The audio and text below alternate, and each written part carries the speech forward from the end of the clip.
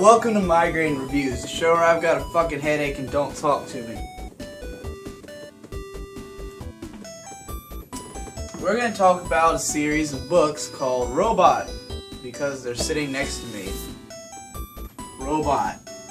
This is a series of art books that are by a bunch of different artists. The lead artist, the cover artist, Range Murata, very famous character designer who did Blue Submarine No. 6 and fucking Last Exile and some other stuff. And it's got like Yoshitoshi Abe, who did Serial Experiments Lane, Haibane Renmei, a bunch of other shit, and all these other artists who I don't know about and don't care. So what Robot is it's a series.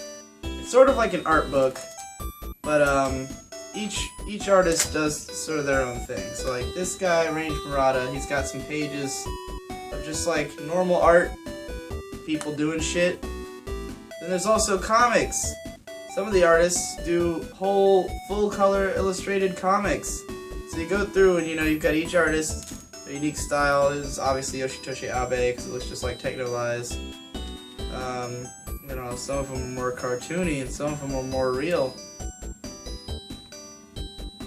They made like 20 volumes of this shit. There's also lots of tits. There's the tits. There's lots of nudity in this, which is cool. Nudity's where it's at, honestly. How could you not? How could you not nudity? I don't understand that. That's weird to me. How come there's not nudity in everywhere? It makes no fucking sense. No, seriously, help me understand this. I don't understand this. Why is there not nudity? Would you not be happy? Would you personally not be happy? If not, why? Why? Like, really think about that. Don't give me just the basic first... Oh shit, this is falling. How is that even happening? Not just the first answer that comes into your head. Think about why, and then like really consider it. What could you possibly have against nudity in things? It's like inherently good. Inherently makes everything better. How could it not? I'm so confused about this. Like, okay, sure, I guess you could be a fucking prude, I guess, and maybe you just don't like the sight of nudity for whatever reason, and that's fine, but, like, I don't understand why some people not liking the sight of nudity would make it so there's just so not nudity everywhere. It's like if I don't like the sight of candy-colored horses, that doesn't mean that there's no kids shows with candy-colored horses. But there's no kids shows with nudity, and it makes no sense to me. Because what are you trying to teach your kids? What the hell are you trying to protect them from? Themselves? Trying to instill some fucked up sense of like nudity being wrong in children? You know how wrong that is? Do you know how wrong that is? Trying to teach children that they're not supposed to see nudity? That's fucking weird. That's weird. That's gonna fuck up the children. That fucked me up. I didn't understand until I was in my late teens. It made no sense to me. I was like, what? Okay, I guess I didn't look at any nudity at all until I was in my late teens. What the fuck was that?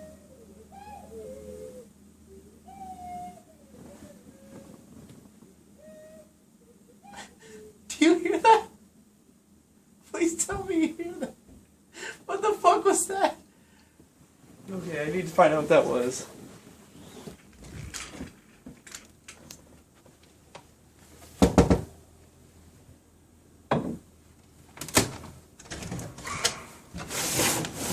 Vic! Vic, where you going? Vic! Victor! Victor! Where are you going? God damn it!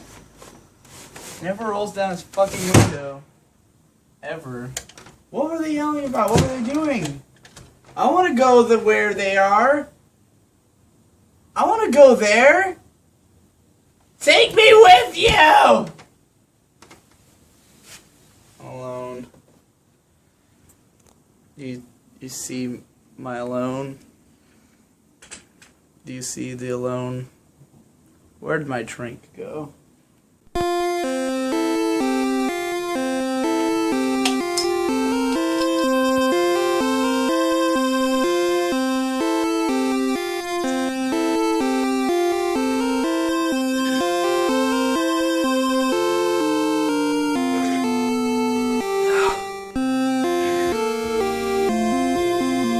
What happened to me? I used to be dark, depressing, strange.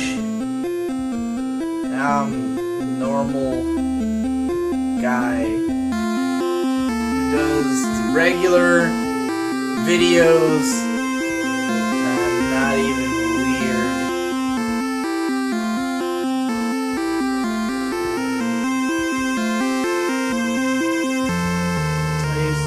Angry.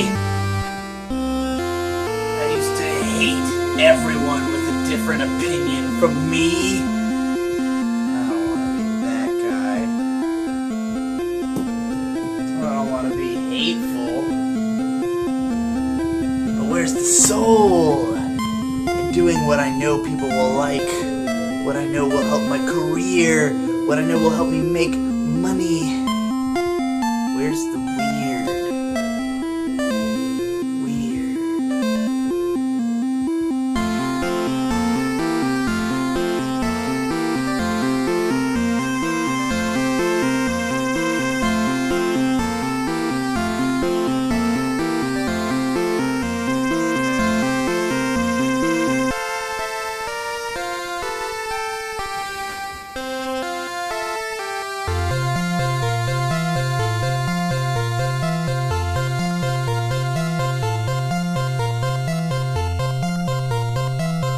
It's too late to ask, what do I want to be when I grow up?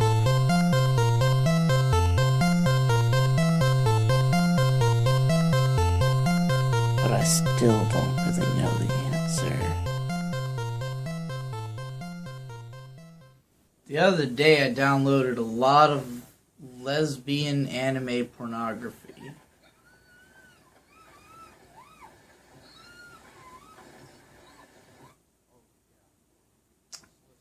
A lot of it.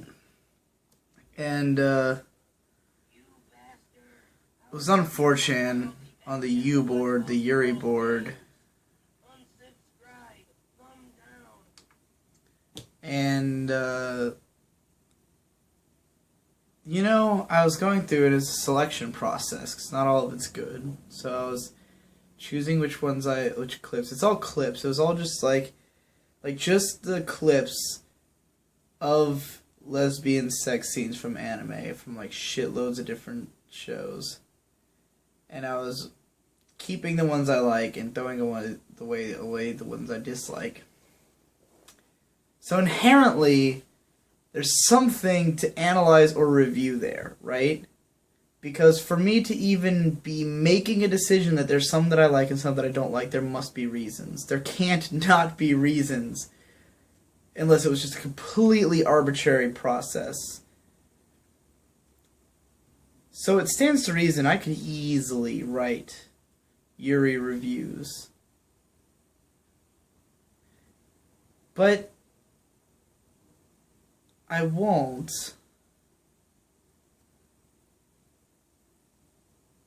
And if I try to explain why, there's no real reason. Maybe I've been in some way taught I shouldn't. Or maybe I just don't want to.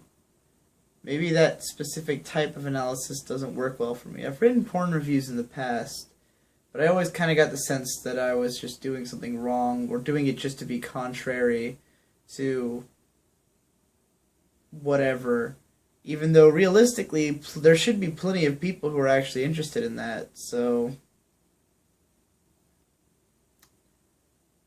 I don't know, it's odd. But I could do it. Wouldn't even be hard. Well, the reviewing wouldn't be hard. Now it's time for me to tell you the truth about Robot, the book I was reviewing. See, I own the first 5 volumes of Robot. Now, when I was in high school, then I was a very big fan of the artist Yoshitoshi Abe, who was the designer for Serial Experiments Lane as well as Haibane Renmei Technolize Nia Under 7. And he did work in these Robot volumes. Well, I bought volume 4 when I was at a comic store in my area in about 2008. And I never read it. I'd flipped through it, but I never read it all the way through. Then, sometime later, my best friend, Donson, he helped me get the first 3 volumes. He got them on Amazon, no, not Amazon, on Yahoo Auctions for $20 a piece. And he said that I'd pay him back sometime. And I said, I'll pay you back as soon as I get a job. Because at the time, I thought I was going to get a job soon. I was 16. Didn't actually get my first job until I was 20 years old. But the first paycheck I got, I paid Donson $60 that he'd practically forgotten about for the first 3 volumes of Robot. The thing is, in all that time, I never read the first 3 volumes of Robot, nor in fact any volumes of Robot. And at first I kept using the excuse that maybe I just didn't feel right reading it before I'd paid for it. The honest to God truth, it's just that I haven't read most of the things I own, or watched most of the things I own. Because when I was a teenager, owning things was something I liked doing, but in a weird way, ownership was more important to me than actually containing or consuming the work in question. Even after paying for Robot, I still have never read it. I own 5 volumes. Now, I've been under the impression that at some point I'm probably going to read it, because as an adult, in my adulthood, I've gotten far more interested in actually consuming rather than just collecting. In fact, I stopped collecting anime and manga years ago, but now I consume it at a much faster rate than I ever did as a teenager. Nonetheless, I still haven't gotten around to reading Robot. I feel like I probably won't unless I find an excuse to do an analysis video of it. But this is not an analysis video. This is a Migraine review. So I'm still not going to read Robot for at least a little while longer.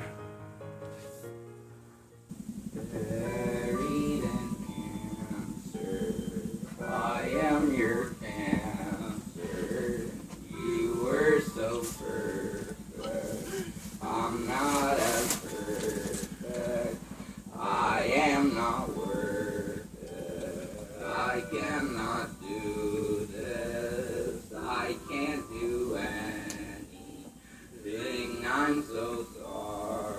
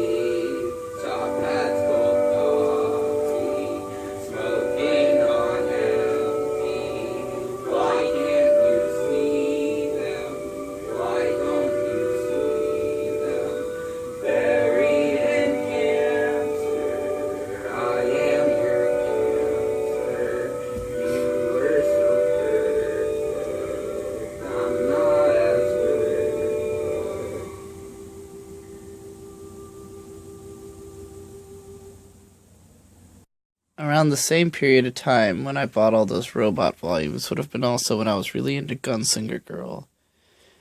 It was, like, really important to me for some reason. Like, I really thought it had the best story and characters, like, I'd ever seen. It's, like, the first time that character development ever, like, really struck me in a series. Like, the first time that a plot and characters really mattered to me. It seemed to fit my tastes really perfectly, because at the time, I was just, like, really fascinated with the idea of, like, little girls who are in a really bad situation, you know, like, who have, like, fucked up psychology and stuff. That shit was super interesting to me. I also thought the manga had really good action scenes at the time, but looking back at it now, a lot of it's just not really good at all.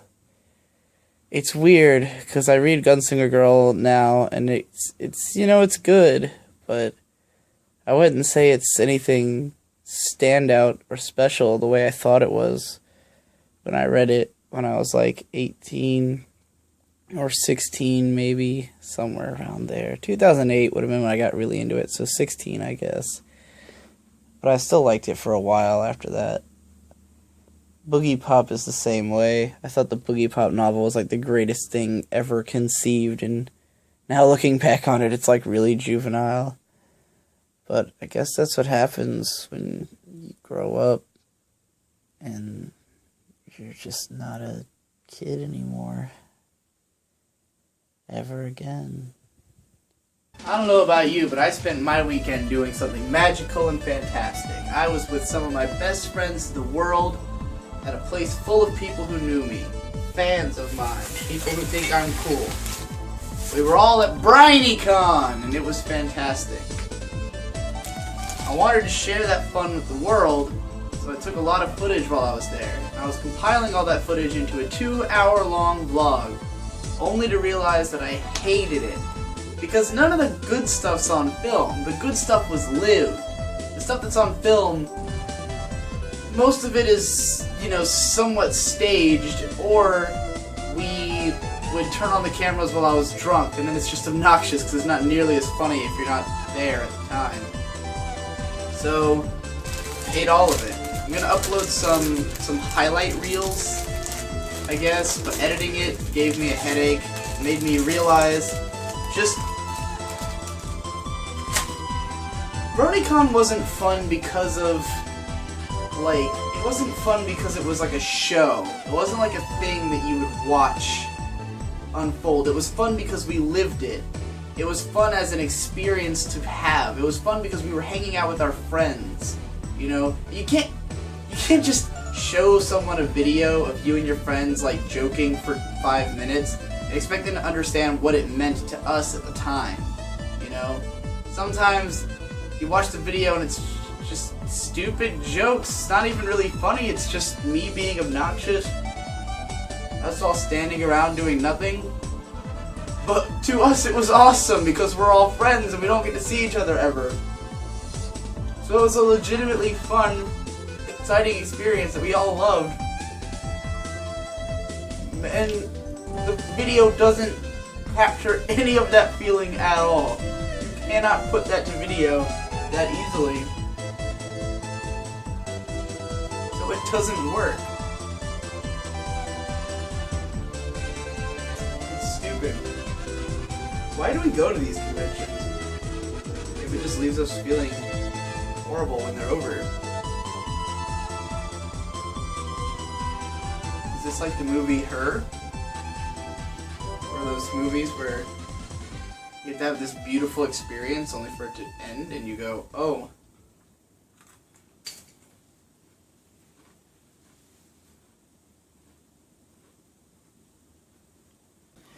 We are weird-ass 20-somethings, don't know how to live right, no real goals in life.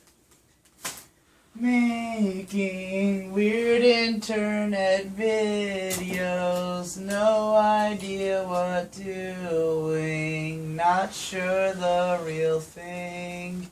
Oh hey, the screen. I forgot about this. I haven't used it yet. My mom got me a green screen. Barry, put it on the green screen. Is it on there? Is it boobies? I hope so. Oh shit, I think so already. Wait, no. Oh, it's good, it's fine, it's good, it's okay.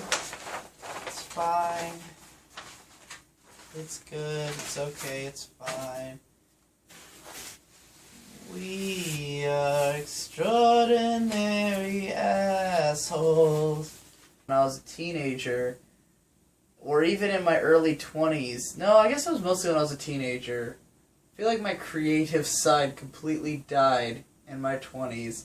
But when I was a teenager, I came up with a lot of stories that I really like, that I still would like to continue and make. But I just, in my attempt to become nothing but an analyst, I've kind of let a lot of that fall by the wayside. So many things. So many things in life. And it never stops. Oh. I mean, I love the excuse I'm only 23, which I'll be in, what is it today? The 4th? 5th? I think it's the 5th. I'll be 23 in like 3 days. Who doesn't love the excuse I'm only 23, right? But 23 out of what? 23 out of what? That's the question that matters.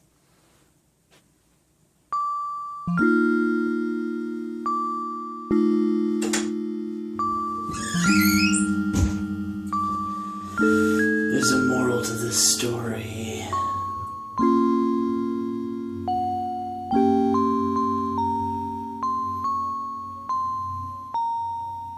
Time is ceaseless.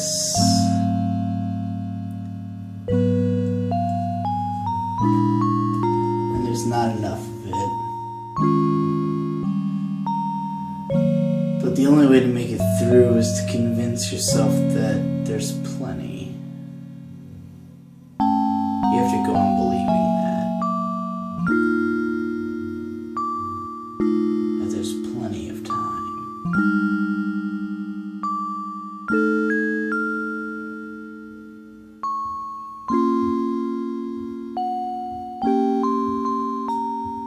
You'll never be able to prove yourself wrong. Because even if you're on your deathbed, you'll still be thinking, I've got a little bit of time left. There's still some time. I'm sure it's all going to work out. I'm sure it's all going to be okay. That'll probably be my last thought. My very last thought in my life will probably be, I'm going to get out of this somehow. It's going to be fine. It's going to be okay. And I'll really die believing that. Knowing me.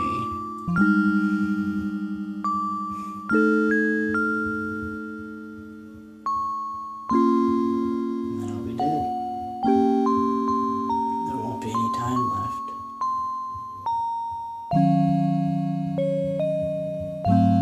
But right to the last second, I'll believe it.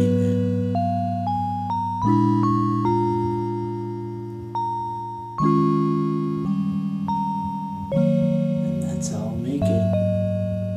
All the way to the end. Believing.